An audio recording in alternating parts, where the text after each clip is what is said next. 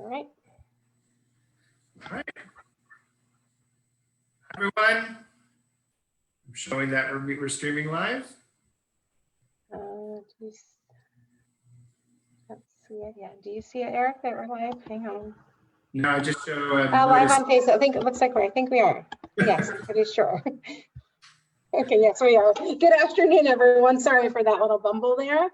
Good afternoon. Welcome to our weekly edition of Anything Goes. We're so glad you're here. Thanks for coming in. We'll give it a couple of minutes as people join. And hope everyone's had a restful Friday. Yeah, I know we had a fun morning, which we'll talk about in a little bit. If you're just showing up now, say hello in the chat so we know you're here and we can welcome you. Hey there, Jay. And David's here. Hi, Kara. Our youth director has just joined us. My mom is here. Hi, Susie. Nice to have you. Which David? Which who? Which David? David Jacobson's here. Huh? Yeah. Right. David, are you going to keep the beard? That's the question. I thought you said a beer, but I really said beard. Or are you going to drink the beer? How do you keep the beard? Yeah. Is it a COVID beard or is it a real beard?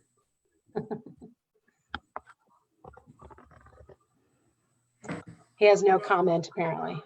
Oh. Tell me later, I'm sure. I'm sure, yeah. So Eric, you're over there at the temple. I see in your office. How are things at 3rd and Loma? Things at 3rd and Loma are very clean. Clean and quiet, I'm sure. Clean and quiet. Basically here at the temple, we are just doing everything to make the experience perfect for when we eventually can let people back. This week we did cleaning of all upholstery all around the temple and the cleaning of the pews and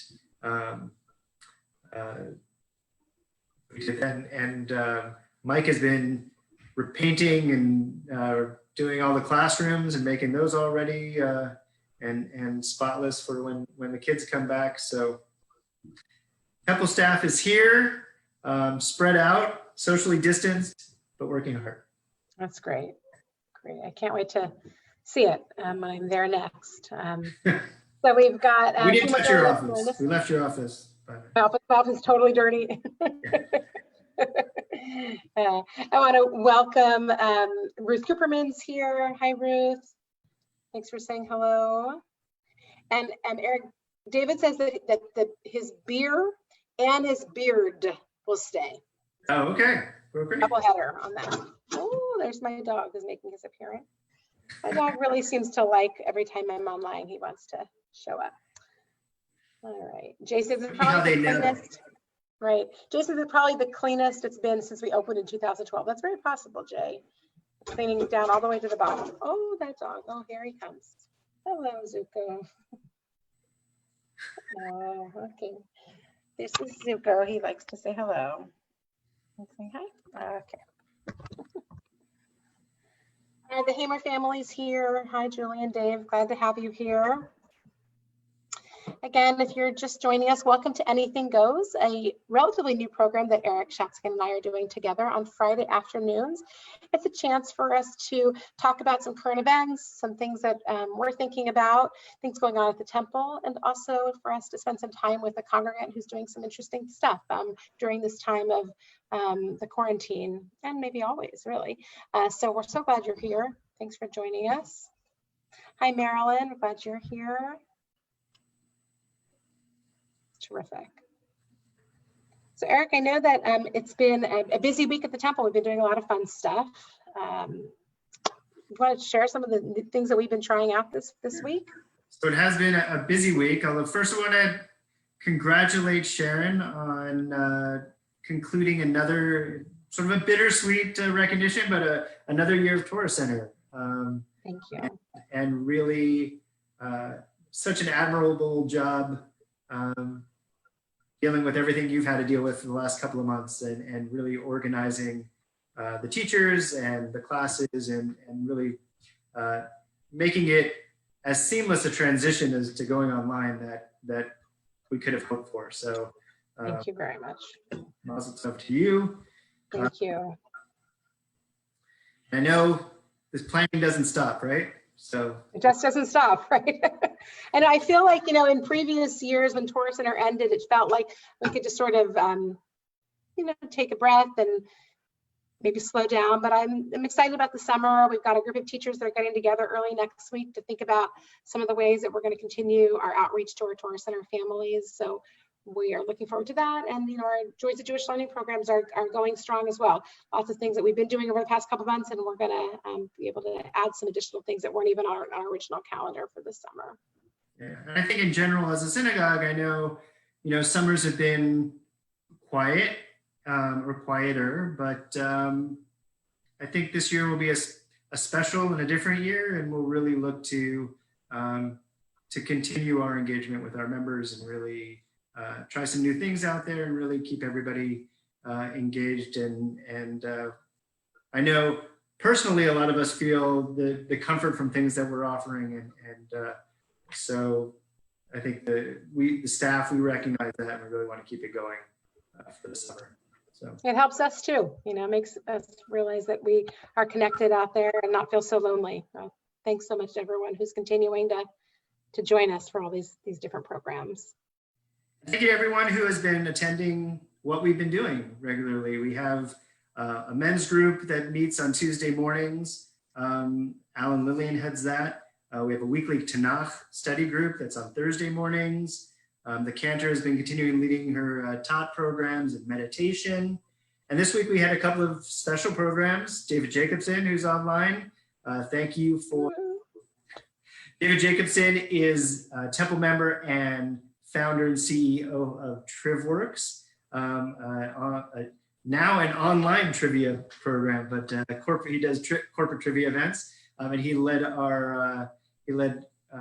those who came on. We had about 30 families or so who joined us for a trivia night on Wednesday night, and it was really fun and amazing event.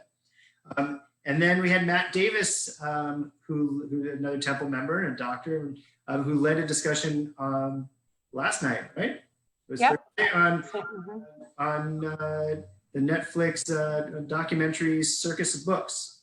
Yeah, it was a great conversation. We had about 26, 27 people join us for that conversation.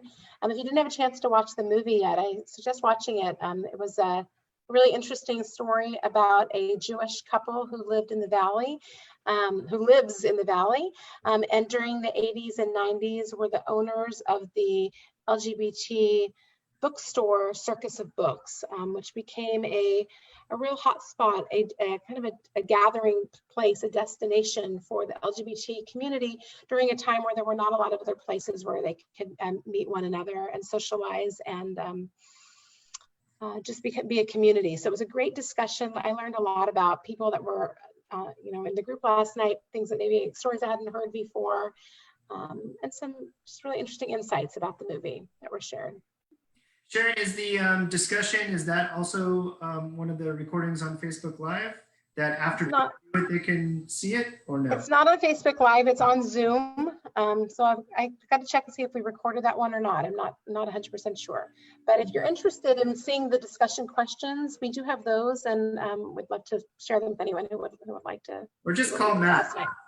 Call Matt, right? Yes. Sure, he'd be happy to discuss it with whoever.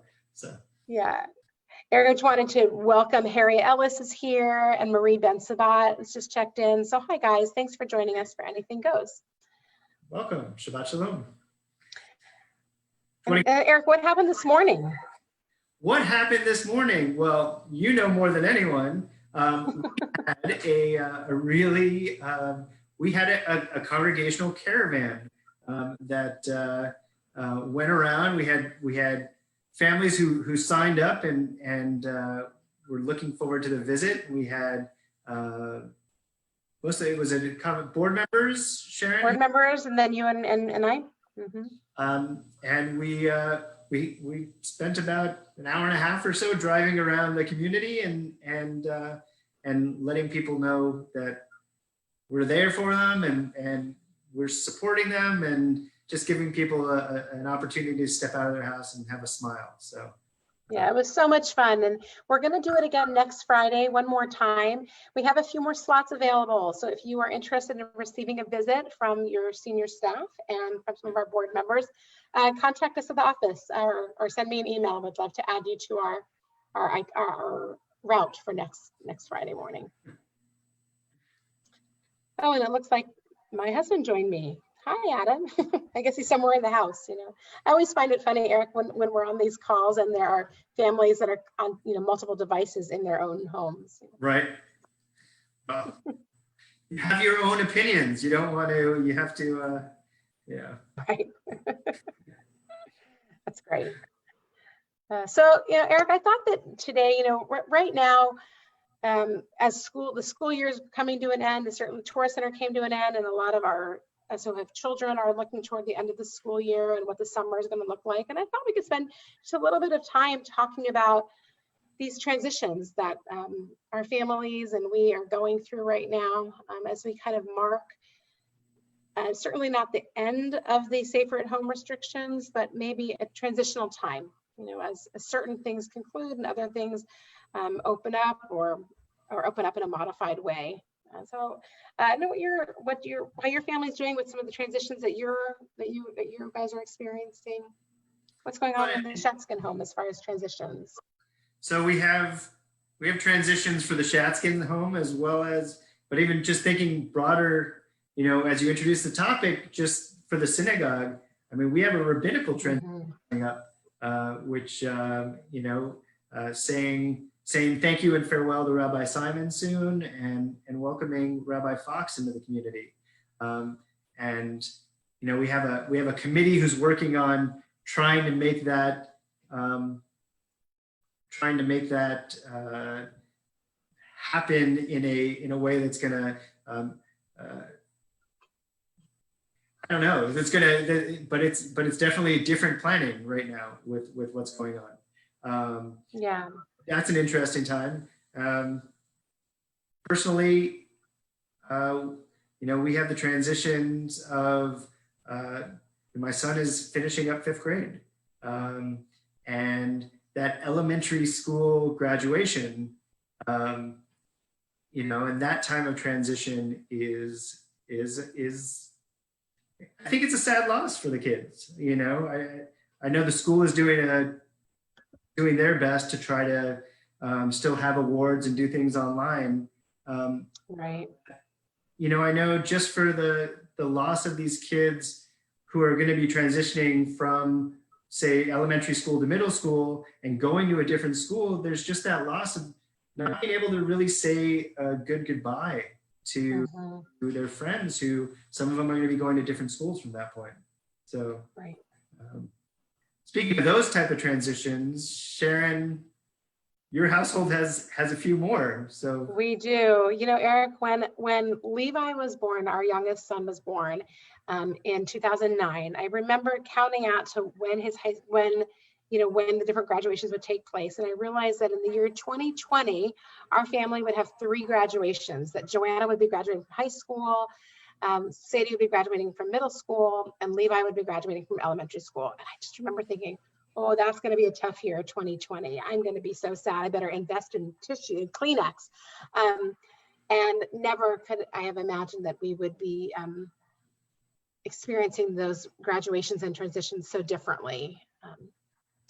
So, you know, definitely some loss here around that. We're so proud of our kids and doing our best to try and mark the transitions and the celebrations, but it's very different than any of us had anticipated. Have you put in a lot of thought about how to do distinct things for each of them, or is it going to be a joint thing? Or right, I'm definitely thinking a lot about it. I'm trying to work with Joanna, our oldest, to see what she is willing to do. Joanna's not really one for surprises, so I got to talk through the different options with her. But once we figure that out, then I'll be able to figure out Sadie and Levi. I do know that our front yard is full of signs from all the schools. And then even Brandon had to get in on the action. He's not graduating, but he has a sign from his volleyball team. You wouldn't want him to feel Wouldn't want him to feel left out, God forbid, right? Yeah. But a funny story, since we were speaking about, my son's graduating from 5th grade, I have a memory of my own 5th grade graduation. Yeah.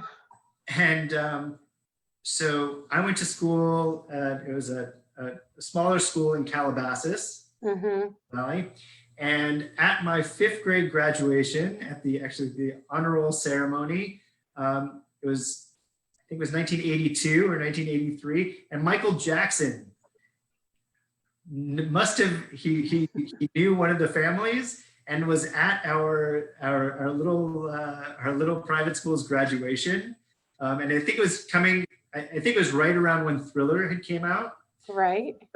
And so it was a real distraction through the ceremony, actually. Having Michael Jackson sitting in these metal stands with his sunglasses on, and a young Michael Jackson at that. And I remember after the ceremony, all the kids just couldn't wait to swarm, and get his autograph and say hi. And he was actually, really nice, really friendly. I actually had gotten his autograph on the back of my honor roll certificate.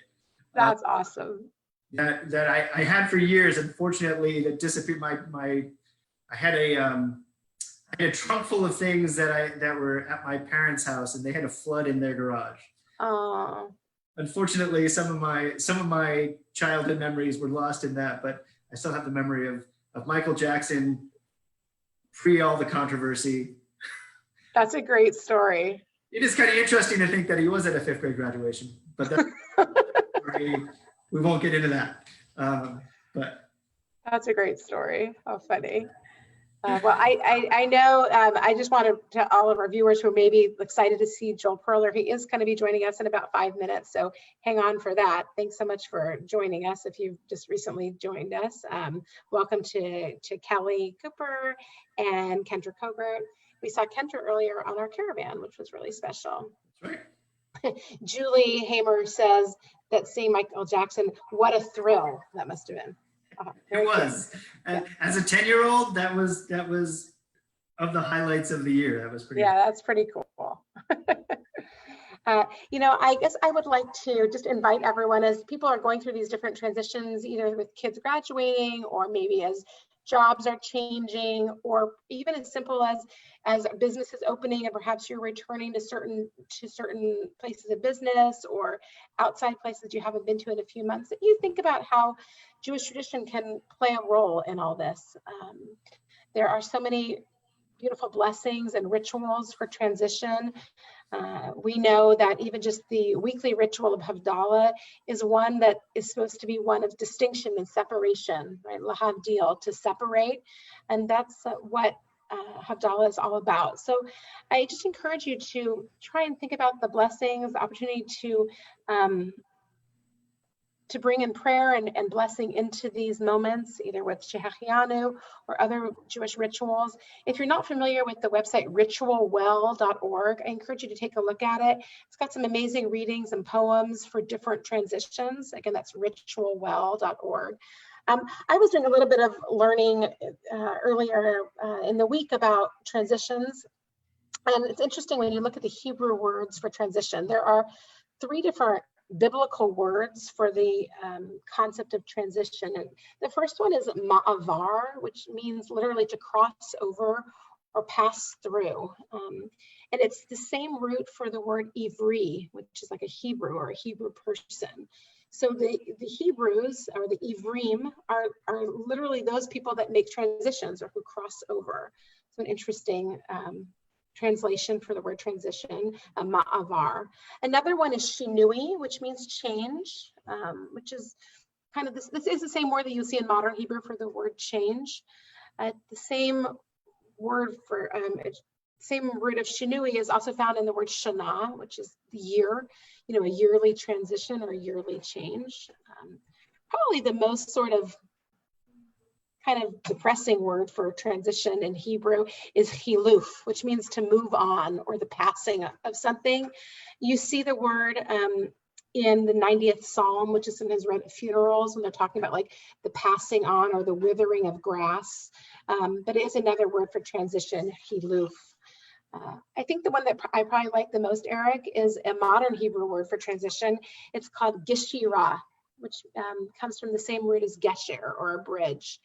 I just really like that one because to me, visually, it's very helpful, right? That you're going from one place to another. We know you can't get to the other side of the bridge without having been on this side of the bridge, right? And so we're not leaving behind a time in our lives or a feeling or an experience. We're really moving from that experience on, over a bridge to another. And that bridge is still there, right? And we talked a little bit about bridges on one of our Torah Center Live programs. That some bridges are like really sturdy and not scary at all. Others feel a little shaky. So hopefully the bridges that we are all crossing over now feel sturdy and we feel confident crossing to the other side. But just some nice words in Hebrew to kind of help us think about the concept of transition. So transitions doesn't need to be, transitions aren't negative or they just are, right? They transition. We all are going through them, and different times of our life and different experiences we have are going to affect what happens with those transitions. But I agree that image of a bridge is really a nice one to sort of get you on to the next. Right. Yeah, Gishira is that Hebrew word for transition in modern Hebrew. So, we in just a moment, we're going to invite on Joel, but if anyone wants to put anything in the chat about different transitions that your family is experiencing right now, we'd love to share those as a community. But if not, no worries. Again, welcome if you're just now joining us. Eric, any other thoughts about transitions before we bring on Joel? Just my daughter's going to be transitioning from 8 years old to 9 years old next week, so I have to. But again, it's trying to figure out in these times how to make something like that special for them and differentiate it and it's a big deal for a kid to have a birthday. So you don't want to. It's really easy to get caught up in everything else, but taking that time to realize and step back and do something special. And kids are resilient, so they know when you're trying to do something special. So. Absolutely. Well, if anyone here joining us today has any great ideas about how you're marking transitions or celebrations, milestones in your family, let us know in the chat. We'd love to hear them. Oh, great. Well, Eric, I know that we've got people that are anxiously waiting for our special guest. All right. I will go ahead and bring him in if you want to do that. See here. All right. As soon as I see him. All right. Everyone, put your hands together for our guest on Anything Goes today on May 22nd, Joel Perler. Hey. Hello, everybody. Thanks for joining us, Joel. Shabbat shalom. Shabbat shalom. Okay, Joel? How are you? I'm a little sad you brought me in because I was really enjoying your banter, your show. I'm so glad you're doing this. Thank you. You're Thanks, welcome. I'm going to introduce you, okay, Joel? I'm going to tell people a little bit about you, and you'll add whatever you want. Sure.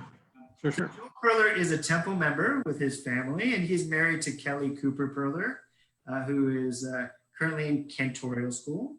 He's also online joining us, I believe. Joel and Kelly have been Temple Israel members coming up on 9 years in August. So I don't know if you knew that. Wow. That's what our records show. Joe works for the Port of Long Beach, and he's in business development. And Joel and Kelly have two angelic children, Max, who's 12 and finishing 6th grade, and Molly, who's 8, who's finishing up 2nd grade soon. And welcome, Joel. Yay, we're so glad you're here, Joel. Nice to be here. So So, Joel, over the past, I'm sorry, just really quickly, last week we had the honor of speaking with Adolfo Guzman Lopez about some of the work that he's doing over this time and how this the safer at home restrictions have affected his work and how his family's doing. And we came to your name very quickly after that, saying, wouldn't it be fun if Joel would join us for Anything Goes? So here you are, making our dreams come true.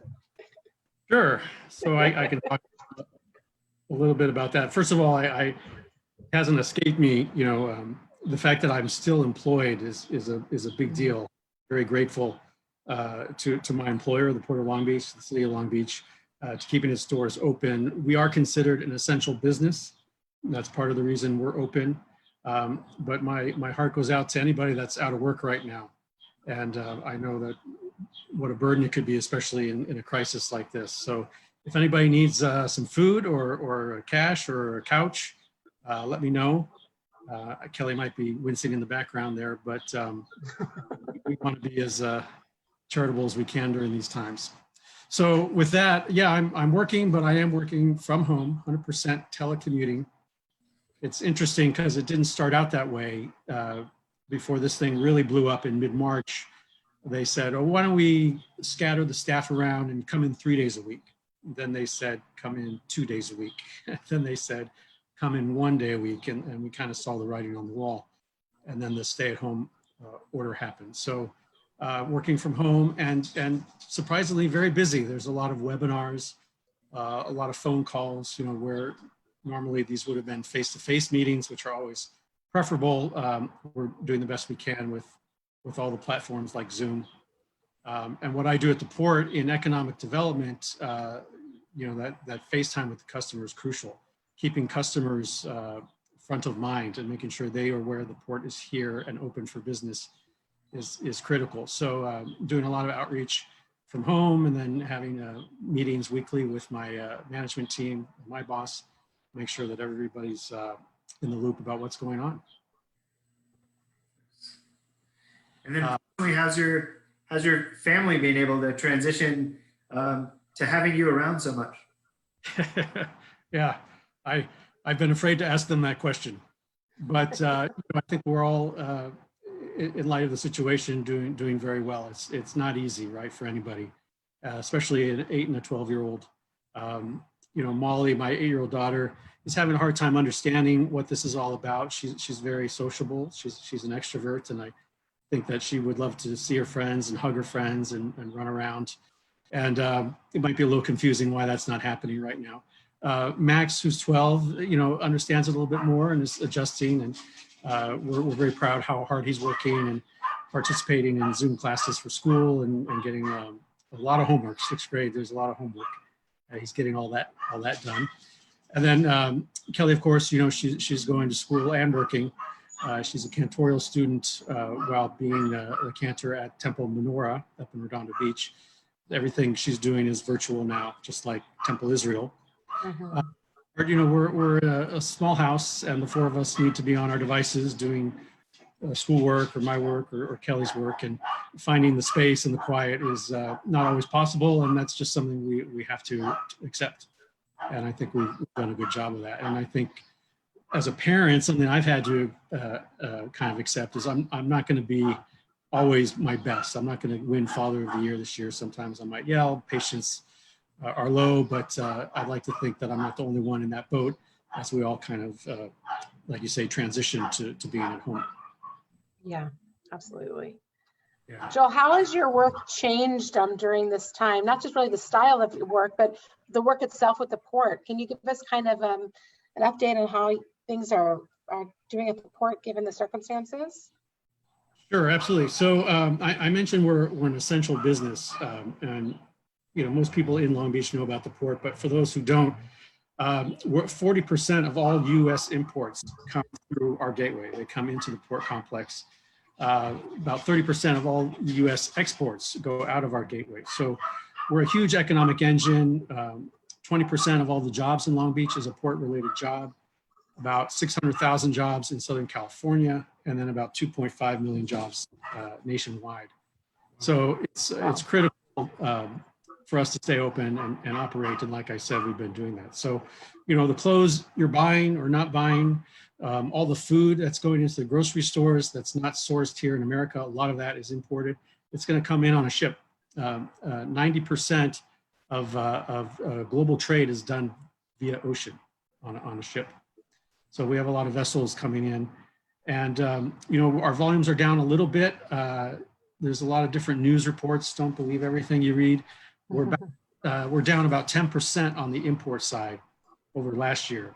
But two things to think about is last year was our second best year on record in terms of volume since 1911.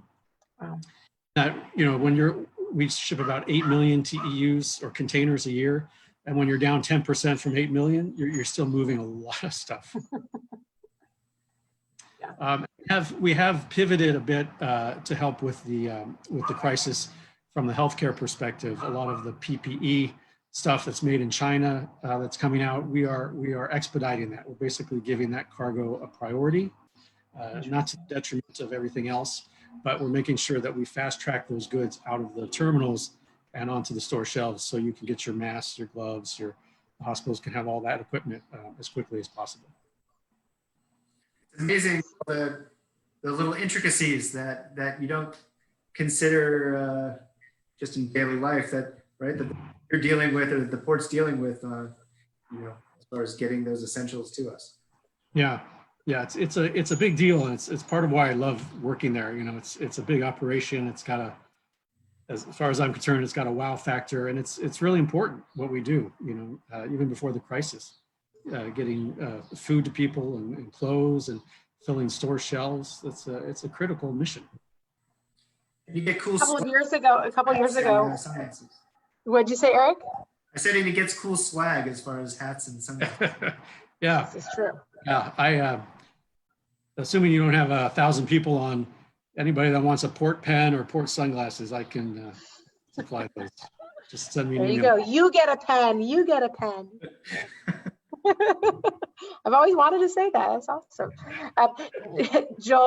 David Jacobson says that Joel puts the port in important. Cute. I like it. Everybody should hire that guy. Yes. Always count on David for the great comments. That's awesome.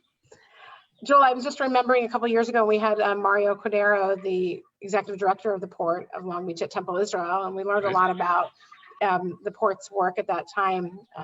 I know what an important role they play in the city, for the city of Long Beach also. Yeah, in fact, not a lot of people know, but the port is actually a city department. We're the harbor department of the city of Long Beach. But we do operate sort of autonomously and differently than other divisions because we're such a big revenue generator. Mm-hmm. So we have our own board, for example. And by the way, a shout out to Temple member Bonnie Lowenthal, who I need to refer to as Commissioner Lowenthal because she is a harbor board commissioner. Great job, actually president this year. So yeah, absolutely. We are a city department, but we have our own funds, our own revenue that comes mostly from terminal leases. In fact, we give money back to the city every year, a percentage of our revenue. I think it's 5%.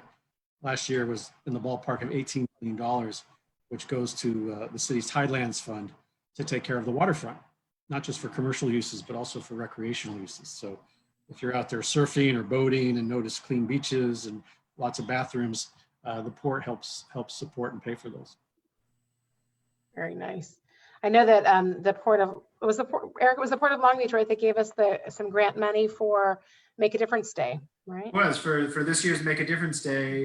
The port had offered, I think, a series of nonprofit grants that we applied for, and it's going to go towards next year's event.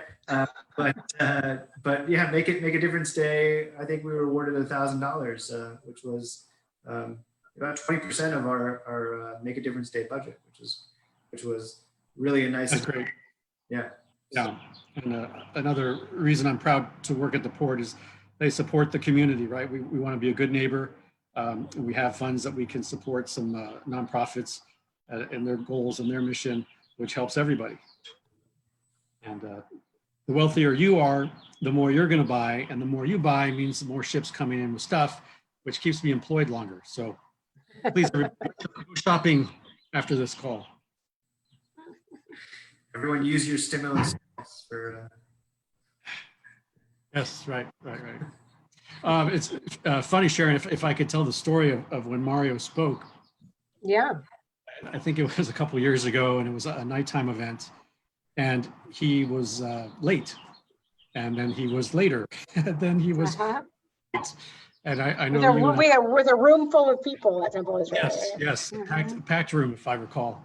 And what do you do when the executive director, the number one guy at the Port of Long Beach, is late? You can't call and scream. But I think we did finally get a hold of his assistant, his executive assistant, who said that he was delayed in a meeting with the mayor of Long Beach. And we thought, well, there's really no better excuse than that, right? So he did show up, and people were very patient, and he ended up doing a great job, I think. What I also remember about that night, though, was that as I was freaking out because we had all these people there that were anxiously awaiting Mario Cordero's arrival, you so generously said, "Well, I'll do my best. I'll do a presentation," and that was so nice. But you got off the hook as soon as he showed up. I was going to say, everybody. Did you sing or do a comedy routine to ease the crowds or any of that? No, I hid in the corner under a blanket. Well done. If you're watching our program today and you have a question for Joel, feel free to put it in the chat. I'm happy to share it with Joel. I'm just looking to see who else is joining us. Harriet Ellis is just commenting that let's see, that they went on a boat tour. They did a tour of the port. I did that once with my dad. It was really great. And just so informative. They take you out there close to the container ships, and yeah, that was terrific. Yeah, the boat tours are wonderful, and they do have community tours, or I should say they'll return. The community tours are normally May through October, and it's a lottery system. You go on the website, but I tell people, if it's just you and your family and you want to get on and you don't win the lottery for your time slot, let me know. Chances are I can get you on the boat. Thanks. You heard it here, friends. Better yet, Eric, why not charter your own boat? We have a big party. We can do this in a few months, hopefully, and we'll just party on the boat, and I can talk a little bit about the port. Sounds great. Put it on the calendar. I like that. Yeah. Any other online questions, Sharon? No other questions at the moment. People are just saying that they've also been on the boat tour and have really liked it. Kendra said she's nice to know someone. Yes, friends in high places, as they say. So connected. Or friends in low places, either one. How have you stayed connected sort of Jewishly, like family-wise? I mean, with Kelly as a cantor or cantora student, but your involvement with this community, what have been things that you guys have connected with in that way? Yeah, well, we're in a very unique situation, right? Because Kelly's working at one temple, but we belong to another temple. So it's we're toggling temples. You may use that expression. But Max and Molly, of course, are involved in Temple Israel. They go to the Torah Center.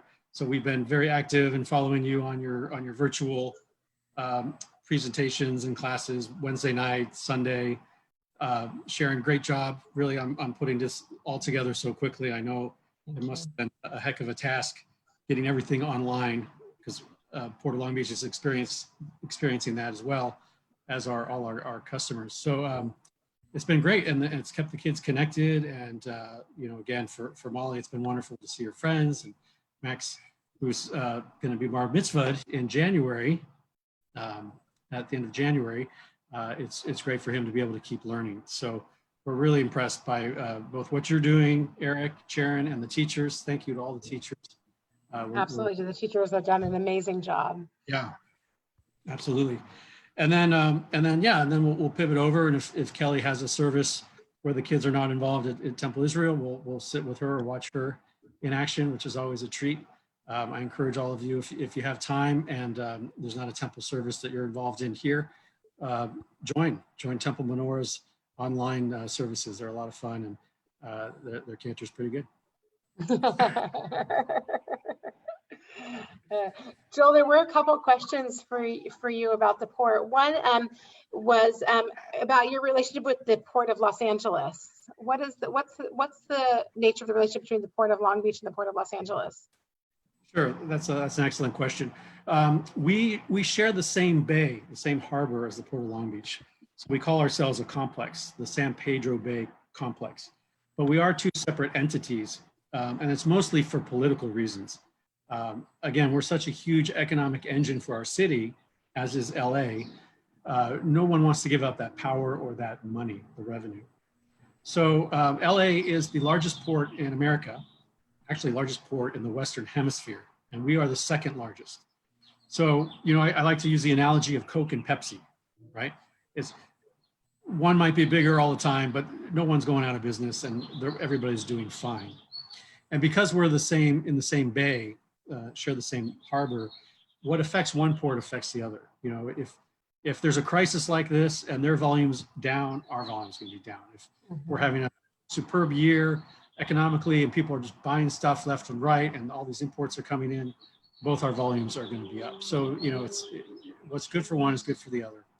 And believe it or not, we collaborate a lot.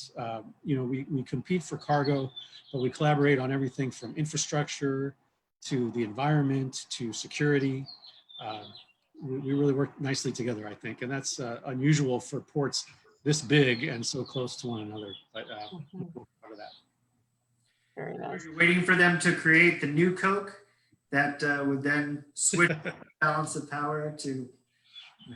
Oh, but that does remind me that I think it was the city of Huntington Beach petitioned the Coastal Commission and the state to start their own port. They wanted to start a commercial port.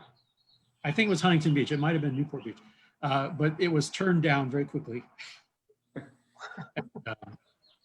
for a vast number of reasons. But yeah, there's no new Coke. Okay.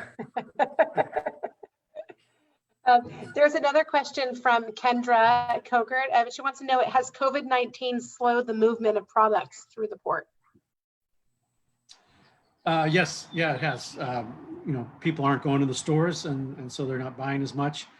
But it hasn't impacted us as much as we expected and as much as you might be reading about in the news. You know, they like to have fun with numbers, but we're down about 10% over last year. And last year was our second best year on record. So we're still moving a lot of stuff. And I should say, I remind everybody, we're not, everybody's working from home. There's been no furloughs. So we're economically very sound. In fact, we just got our AAA bond rating renewed. Nice. Nice. There was one more question so far about the new bridge. Will it have any, is it having any impact or will it have any, what will the impact be on the Long Beach port? So is the question about the COVID impact on the bridge or the bridge for the port? I think the bridge's impact on the port. Okay, great. So yeah, so the bridge is almost done. Construction continues. As is the case with most major capital improvement projects, COVID has not stopped construction. Construction is considered an essential business. So, you know, they're taking the right safety precautions. But even before COVID, the bridge was almost done and is expected to open later this year. They might delay the opening based on what's happening right now, mostly because they want to have a lot of big celebrations around the opening. The bridge has been in the making for almost a decade now and costs only about $1.3 billion. That's not all port money. That's a lot of grants and state funds, Caltrans, et cetera. But that bridge is going to be great for us because 15% of all US cargo travels over that bridge and goes either to the Port of Long Beach or the Port of Los Angeles. So it's a great connector and it's going to be great for commuters because it's going to be much wider. It's going to have an emergency lane and even a bike lane. Wow. So it's really an exciting bridge. It's going to be 50 feet taller than the old bridge so that the bigger ships that are being built for moving more cargo can come underneath and reach our terminals in the back harbor. And it's a cable stayed bridge, and the cables come out of a tower that's 515 feet tall. It's the tallest structure in Long Beach. So it's going to be visible from many points in the city. It's going to be lit up at night. It's going to be on postcards. It's just going to be very, very iconic. But again, commercially, it's very important for us because of all the cargo that moves over. Interesting. Speaking of tall things, Harriet Ellis says that she thinks that in port history, Long Beach put up the largest or tallest crane in the country. Do you know anything about that? Yeah. In fact, in recent history, we have a fully automated terminal, totally automated, that has cranes that are the tallest in America. They're 200 feet or 20 stories high. That's LBC, Long Beach Container Terminal. And that's sort of the crown jewel at the Port of Long Beach. That automation really speeds up the movement of cargo and the trucks that come in and out. In fact, the truckers love to go there because the wait time to get in line to get into the gate and the time they come out is about half what it is at the rest of the port complex. It's about averaging over 30 minutes, I think. So they get in, they get out, they can go to get their next load. Very nice. All right, Harriet, there you go. Trivia about By the way, I got to walk up on one of those cranes, take an elevator up and walk out on one of those cranes. And I'm not normally scared of heights, but I was white knuckled up there. 200 feet up, there's no net underneath, just a big ship and some water. Yeah, I would not like that. Sounds like a real tower of terror or something. Yeah. Sharon, didn't you go to that place in downtown LA, the slide that's... I did. The sky space or something like that, when they had the glass slide over the at the top of the skyscraper. It was a bit of a letdown, I will say, but it was interesting. Yeah. One more question for you at this point, Joel, from David Jacobson. He wants to know, was The Usual Suspects filmed at the Port of Long Beach? Do you know? He wants to know what? Was The Usual Suspects filmed at the Port of Long Beach? Yes, it was. There you go. So filming is such a big aspect of Southern California, right? And we are so close to Hollywood that we actually have a full-time person on staff that is just dedicated to offering permits to film crews that want to use the Port of Long Beach. It's the same at Port. It requires a dedicated staff person full-time because there's so much filming that goes on around there. That's really neat. Fun. So speaking of movies, Eric, did you have a question for Joel about movies and media? Movies and media. We're talking about our concluding questions. Well, one of the no, just with some of the things that maybe you've been doing, any kind of media or movies that you've been watching during this time. I know we've all had a little bit more time to watch movies and TV shows. Anything that's been hot on your list? Let's see. Nothing. I'll try to think. Joel, any recommendations on your end as far as good things to pass the time or to? We all need a good laugh, right?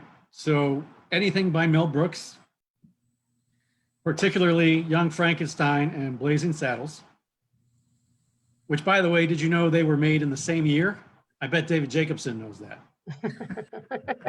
That's so trivial. Incredible that two of the funniest films ever made were made back to back. But anyway, I digress. So I've been watching Mel Brooks, and then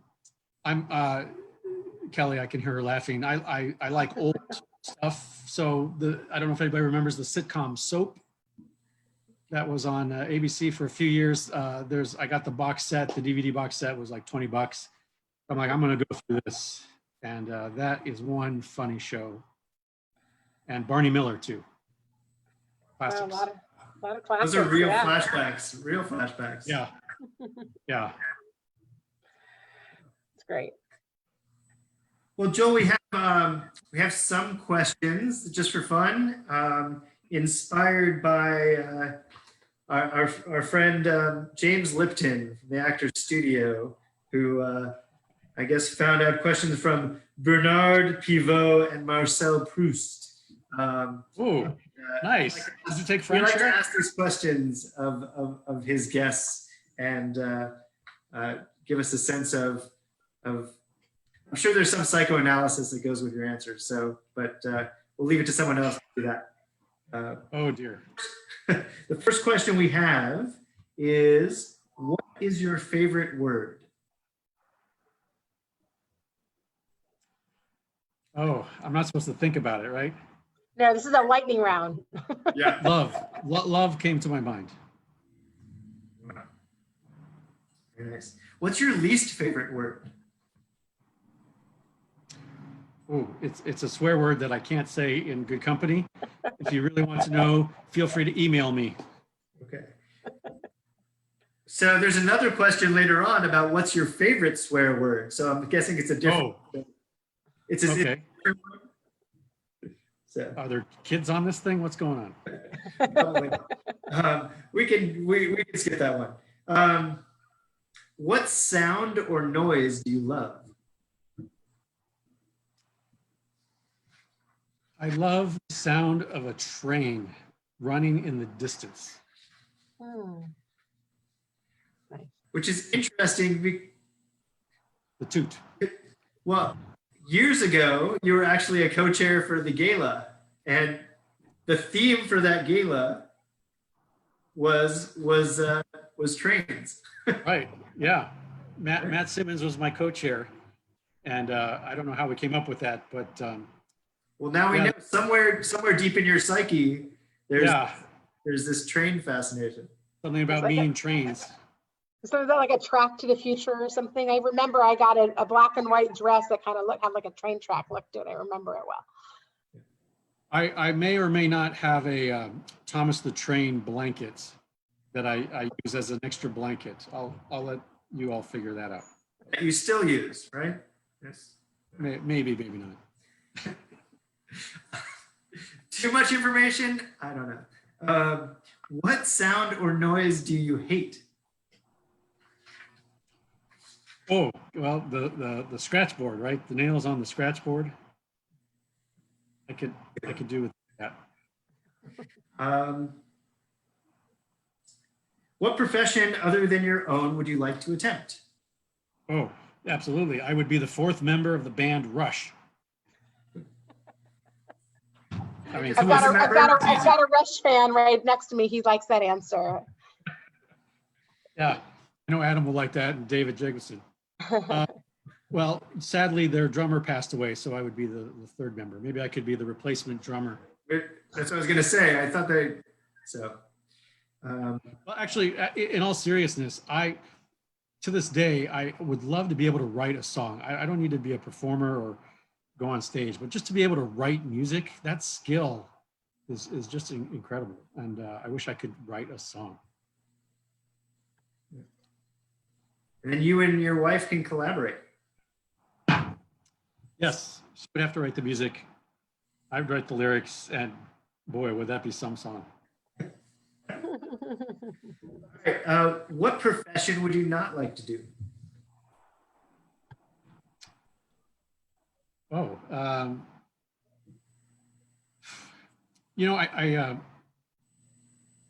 think about those Google data centers. You hear about these big campuses. They're just huge machines running all the data that's going through the internet, and they have acres and acres, whole campus of just these machines. And there's somebody that needs to walk down that hall, the miles of halls of machines, and just make sure everything's working, and maybe not see or talk to anybody all day. I don't want that job. We will not submit your resume. Remember, if Google puts that one out, I will not forward that one. It's not to say I don't want to work for Google, but I don't want to work in their data center. All right. If heaven exists, what would you like to hear God say when you arrive at the pearly gates? You did such a great job. I'm going to give you 100 more years. Very nice. Great. Well, Joel, we want to thank you so much for joining us on Anything you. Goes. We hope that it wasn't as painful as you had feared. Hopefully, No, okay, it was good. wonderful. Okay, Thank I'm you. so glad. Well, thank you, for being such an important part of our congregational community and for the hard work you're doing on behalf of the port right now. And we wish you and your family the very best of health and safety during this time. And we can't wait till we get to see you in person. And I'll drive by Thank your you. house, Joel, and I'll give you. Oh, yeah. Was that Save the that. understanding? Yeah, that Save was, that for me. we have Yes. one of the few people left in the state that drinks Southern Comfort. So I'm pretty sure it doesn't go bad. We're good. And to everyone who joined us here on Facebook Live, thank you so much for tuning in. If you have suggestions of people that you think would be interesting for us to interview, please reach out to Eric or me. We'd love to hear your ideas, and we will look forward to seeing you again next week at 4 o'clock for Anything Goes. yep, any Thanks program again, ideas, everyone. anything.